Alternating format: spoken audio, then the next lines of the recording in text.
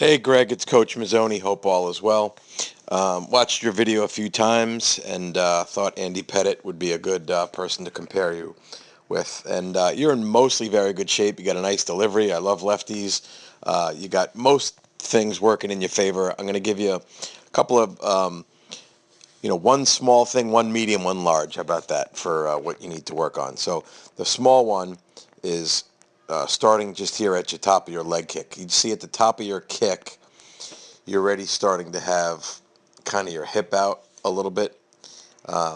If you watch Pettitte at the top of his kick, right here, so right here, Pettitte is much straighter in line.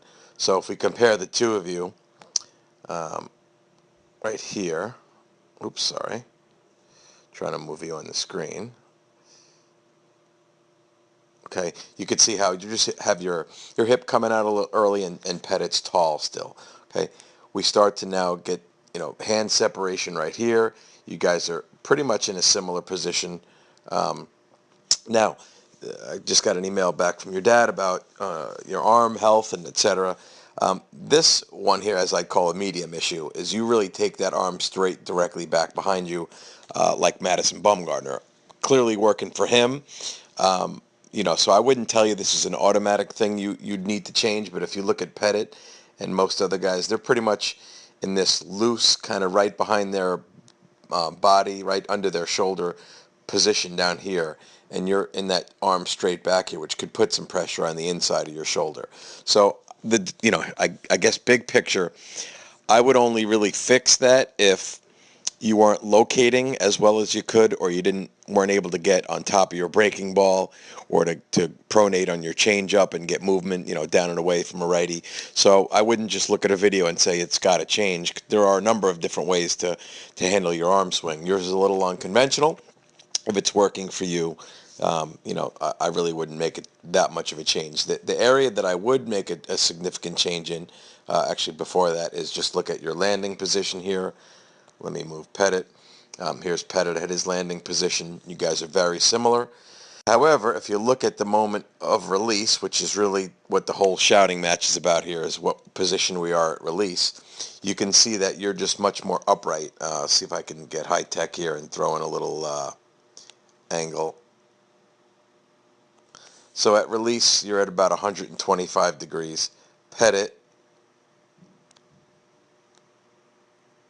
is at about 144 degrees. So what's that mean? That means that he is closer to the hitter.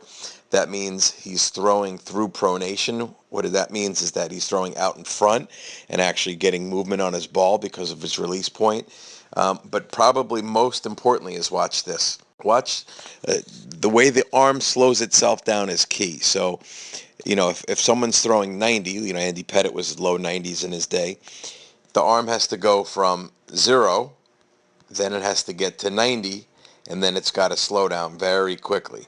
He's using his lower back to help him slow his arm down. So his entire body is helping his arm slow down. When you know your arm can slow down, two things happen. One, it knows it can go faster. And secondly, it also stays healthy, especially in the rear shoulder part. You are very upright, and then you don't bend your lower back much, so you're decelerating your arm mostly just with your arm. Now, this is kind of a little too technical maybe to make sense over a video, but think about driving in a car, getting into an accident with a seatbelt on. You get whiplash in the back of your neck because your body stayed still, but your head went forward. If you were actually able to absorb some of that deceleration with your lower back, you wouldn't get as much whiplash in your head. Now, I'm not a car guy, so that's not a good idea because you'd probably get more hurt in an accident. But in terms of your shoulder, the lower back is actually helping the body decelerate the arm by getting out in front. So you're just right through your release here, and it just concerns me the back of your shoulder will eventually maybe have an issue. I like your finish coming all the way around through there. That looks good. Here's Pettitte's, kind of similar. His leg gets a little higher above his butt.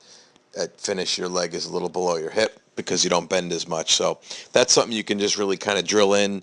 Weighted balls would definitely help. Even throwing a medicine ball, pushing it out.